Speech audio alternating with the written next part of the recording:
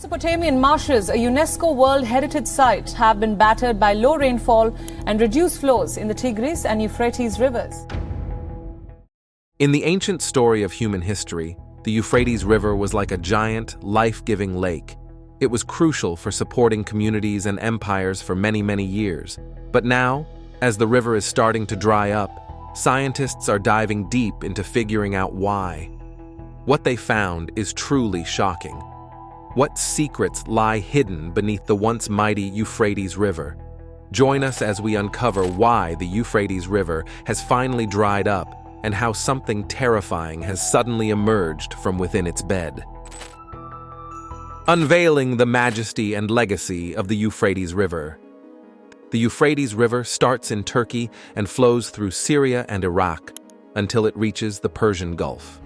It's a long river, about 1,700 miles, and covers a big area of about 190,000 square miles.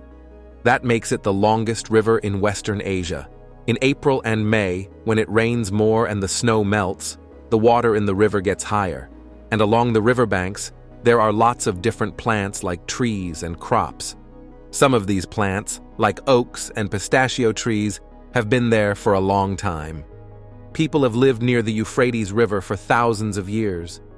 There were ancient cities like Sippar, Nippur, and Mari that were built along its banks. The river was super important for these cities because it gave them water for farming. That's how they were able to grow food and have enough to eat. So, besides being beautiful, the Euphrates River has a cool history too. Recently, scientists have used special tools in space to measure how much water there is in the Euphrates River. They found something surprising. There might not always be enough water in the river. This news has made many scientists very surprised and worried.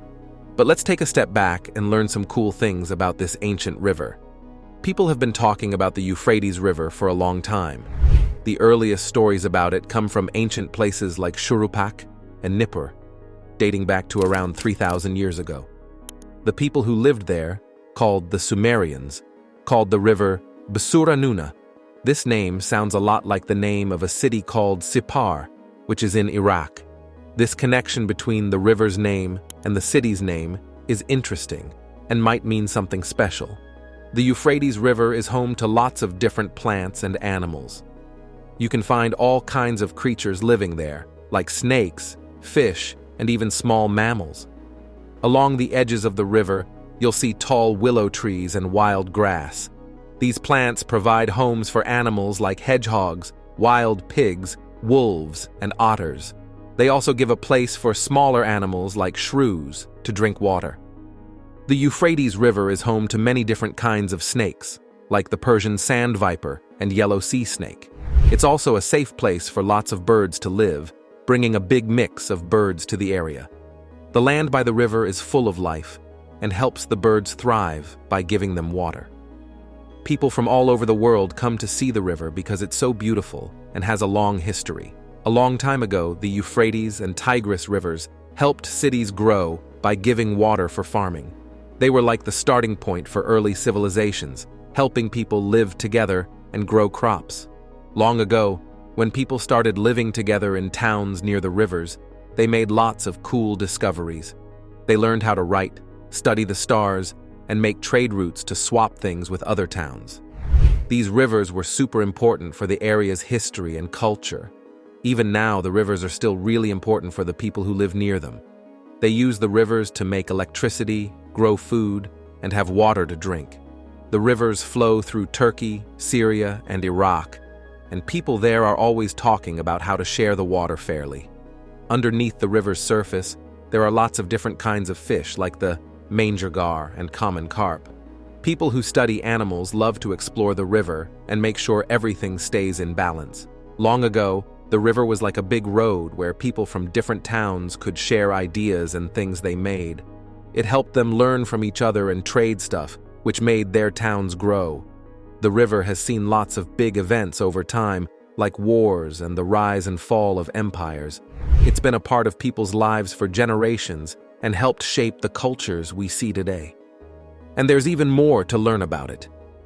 The ancient civilization. Along the Euphrates, The Euphrates is home to some of the biggest fish in the world, like the manger fish. These freshwater fish are really big, with some growing over 7 feet long and weighing more than 300 pounds. People who like to fish come here to try to catch these huge fish. But there are also lots of other interesting animals living in the river. Besides the big manger fish, there are also different kinds of snakes. Each snake has special features that help them live in the hot and tough environment of the river. Some examples are the Levantine viper, desert horned viper, and Persian horned viper. These snakes are experts at surviving in this area. The river used to be a safe place for snakes, but things have been changing lately. The water levels in the river are going down, which is making it harder for the snakes to find homes. They're moving closer to where people live, and that's causing problems. Some of these snakes are poisonous, so they can be dangerous to people and pets. The hot and dry weather isn't helping either. It's making the snakes look for water and places to hide, which brings them closer to towns. To help deal with this, people built canals between two rivers to control the water flow. This helps prevent big floods when snow melts in the mountains. Building the canals was a smart move to control the water and stop big floods from happening nearby. These canals helped keep the water levels stable and safe for people living close by. It's like having a shield to protect against dangerous floods, and there's more to learn.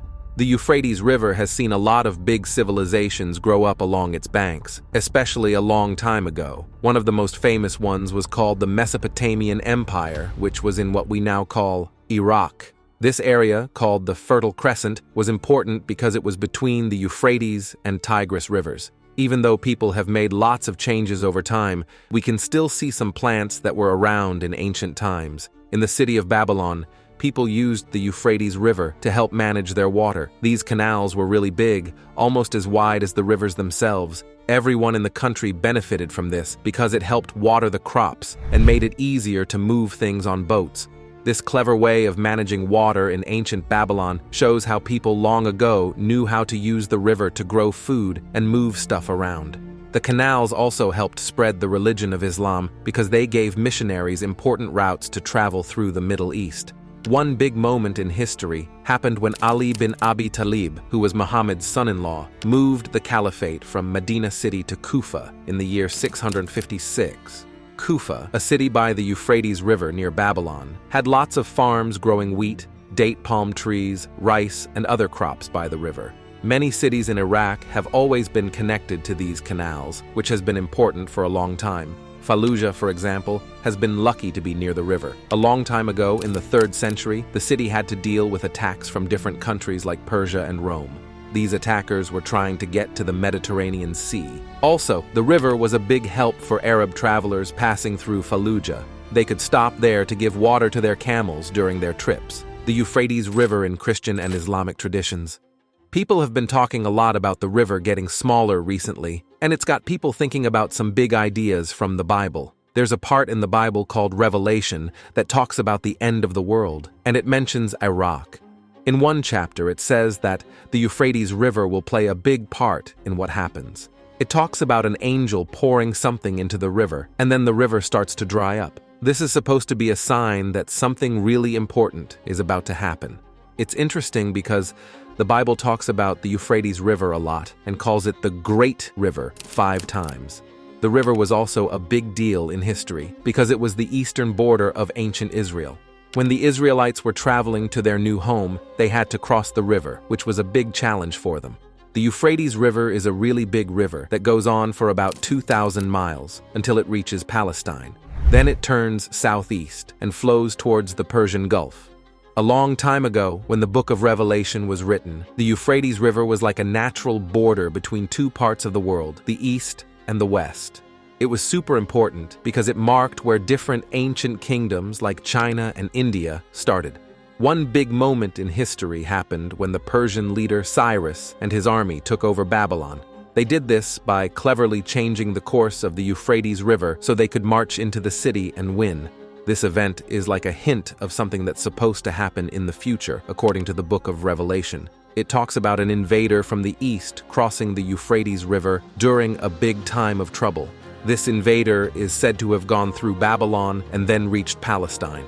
The book of Revelation talks about how God is in charge of everything, and bad things won't win in the end. Many people believe that recent events might be a sign that Jesus is coming back again. He will beat the bad guys and make a special kingdom in heaven.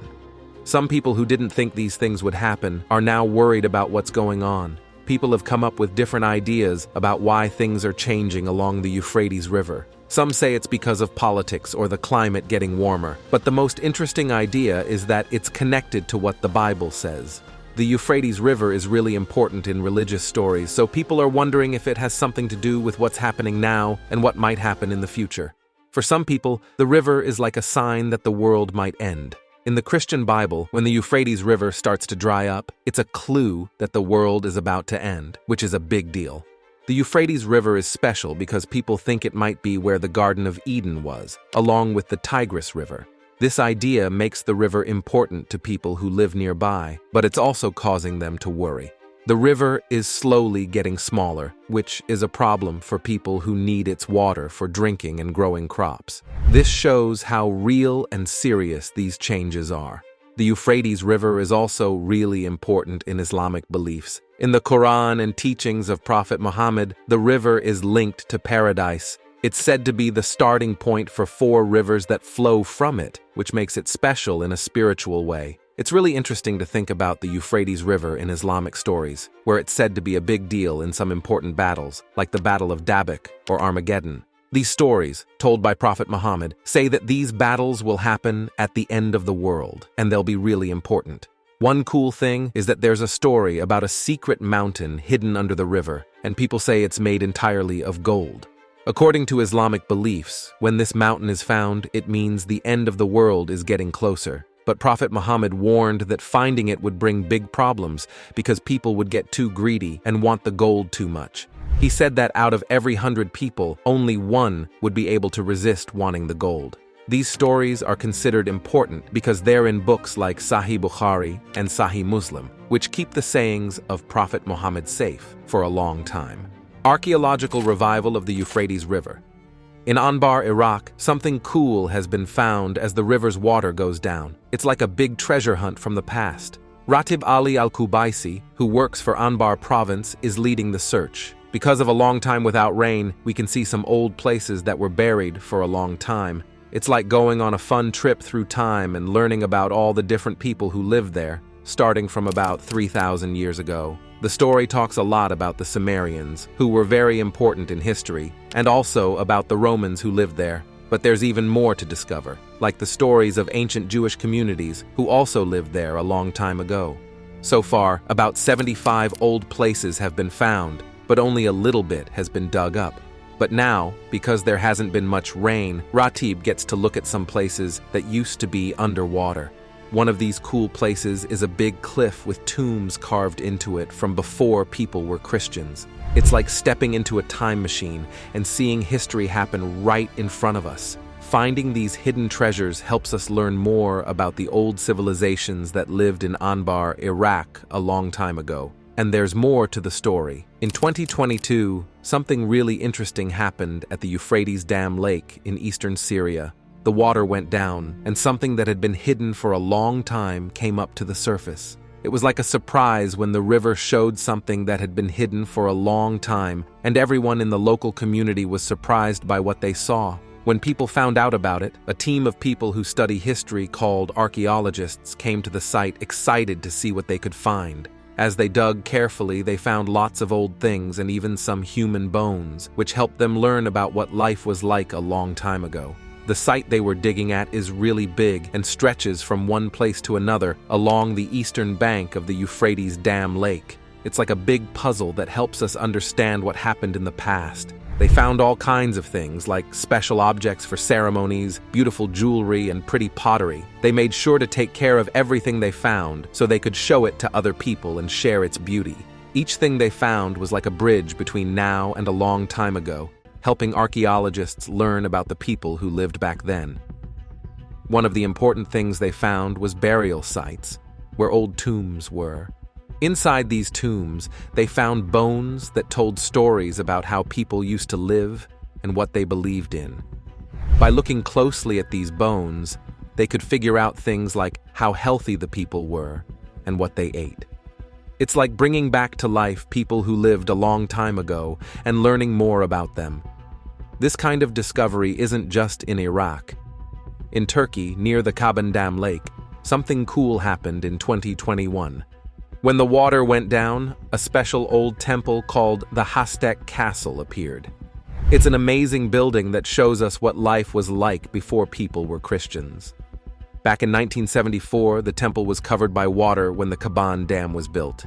But now, it's standing tall on the rocky hills, and it's amazing to see.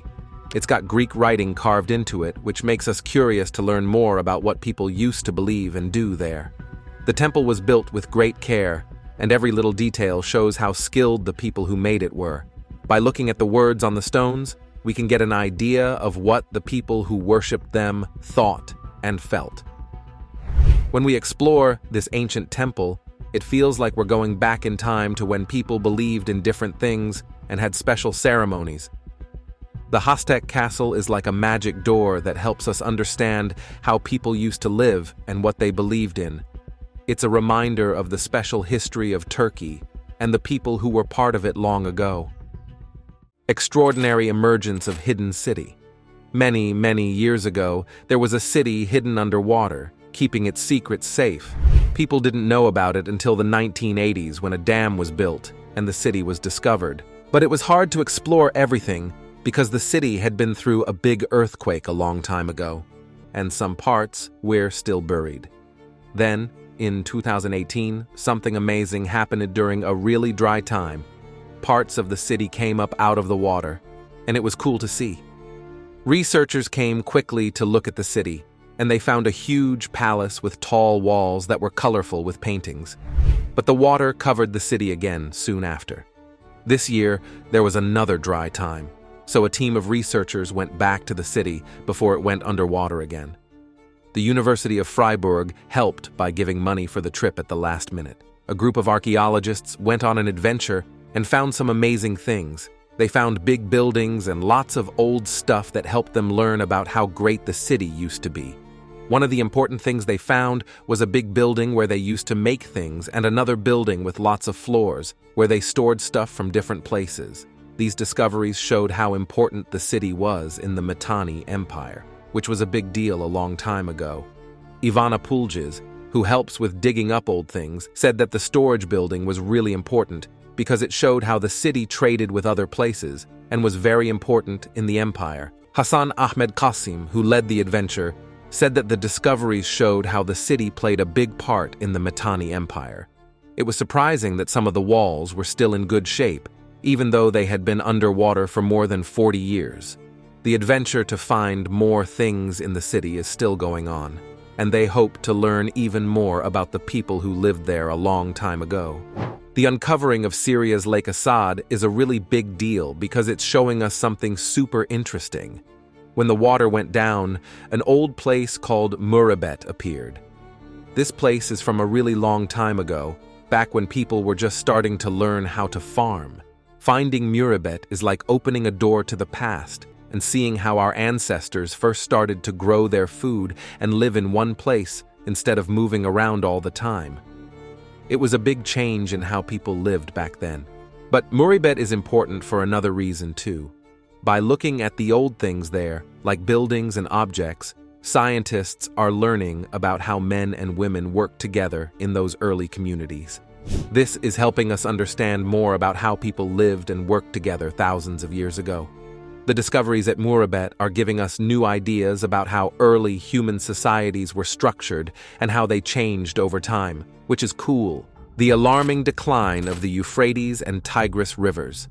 People are getting worried about what might happen to this river in the future because some things are making it get worse over time.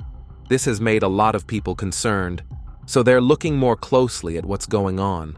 The river used to have lots of different plants and animals living in it, and now it's easier for scientists to study them and figure out what's happening.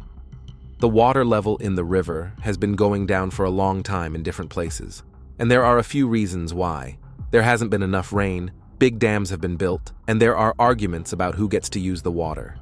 A big study by the Water Ministry shows that if we don't do something quickly, the Euphrates and Tigris rivers in Iraq could dry up in the next 20 years, which would be bad. The situation that might happen soon could affect the environment and the people who live in this area and rely on these rivers for water. Right now, these two rivers give almost all the water on the surface in Iraq, which is important for the country. We need to act fast to solve these problems and protect these rivers, or else we could lose them. This would be bad for the environment and for the people who need the water to live. It's a big worry for Iraq's future because if things don't change, there might not be any rivers left in the country by the year 2040. This could cause a lot of problems for the environment and people's lives. There are a lot of reasons why there isn't enough water for families who need it from the rivers in Iraq, like building too many dams, not enough rain, and using too much water. The problem is getting worse because there's hardly any rain, making this the worst drought the river has ever had. The problem is getting worse because there's hardly any rain, making this the worst drought the river has ever had. A group called Berkeley Earth, which studies the climate, says that the temperature in Iraq is going up much faster than in other parts of the world. Over the years, it's gotten 2.5 degrees hotter in Iraq, while the global average is only 1.3 degrees. Because of this heat, the rivers are drying up and it's affecting more than 7 million people. This is causing a lot of problems, like over 800 families having to leave their homes because their crops are dying from not enough rain, too much heat, and the rivers drying up. Another reason the rivers are losing water is because Turkey built dams for farming and making electricity. Syria also built dams on the rivers, but then they stopped because of a big fight in the country. The high-stakes battle to preserve Iraq's Euphrates and Tigris. In the future, Turkey wants to build 22 dams and 19 hydroelectric plants on the Tigris and Euphrates rivers. They hope this will provide about a quarter of Turkey's electricity. But this could cause more problems for Iraq's water, which is already in a bad situation. We need to act fast and work together to fix these problems and protect Iraq's environment and people. These changes are making the water crisis in Iraq even worse, affecting millions of people's lives and the environment. Since Turkey and Syria built dams in the 1970s, the amount of water flowing into Iraq has decreased a lot. This has caused fights over water between Iraq and its neighbors for many years. The situation became really bad when the water stopped flowing because of a dam, causing big problems in Iraq where there wasn't enough water. People got really angry, and it almost led to a fight with weapons. To try to fix this problem, the Iraqi government made some canals to connect the river to a lake near Baghdad called Lake Ath-Tharthar. But even with these changes, it's predicted that by 2035, only 1/3 of the water that used to be in the Euphrates River will be left. This means that Iraq might not have enough water to use, and it could be short by 80% of the 53 million cubic liters it needs every year. Another big problem is that recent studies by NASA and the German government, using special satellite pictures, showed that the Tigris and Euphrates region is losing water from underground faster than almost anywhere else in the world, except for India. This is causing the Euphrates River to dry up, and it's already making life hard for people in Iraq, as aid agencies have reported. The water problem in Iraq is really serious and could harm the lives of around 10 million people, making it hard for them to get enough food and energy. The farming part of Iraq is in big trouble, with almost 70% of the wheat grown in northern Iraq at risk of dying. We need to act quickly and do a lot to fix this problem and help the people who are affected. To make things better, we need to fix the way water is used for farming, but it's going to cost a lot of money, around $60 to $80 billion. This is a big worry because it means there might not be enough food and people could go hungry. Also, if the Euphrates River keeps drying up, it will cause even more problems besides not having enough food.